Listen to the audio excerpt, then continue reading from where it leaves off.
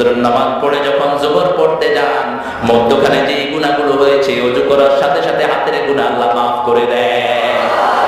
মুখে পানি দেওয়ার সাথে মুখের গুনাহ মাফ হয়ে যায়, পায়ে পানি পড়ার সাথে সাথে পায়ের গুনাহ মাফ হয়ে যায়। আবার এক জুমা পড়লেন আরেক জুমা পর্যন্ত গুনাহগুলো কাফারা হয়ে যায়। এই অবস্থায় যদি আপনি তওবা করেন, একদম মাসুম করে আল্লাহ বের করে দেয়। সেজন্য বিশ্বনবী বলেছেন 5 ওয়াক্ত নামাজ হলো ওই নদীর মতো, একটা বাড়ির সামনে দিয়ে যদি একটা নদী প্রবাহিত হয়, সেই নদীতে যদি কেউ 5 বার গোসল করে তার গায়ে কোনো ময়লা থাকবে? একবার গোসল করলে তো ময়লা পরিষ্কার।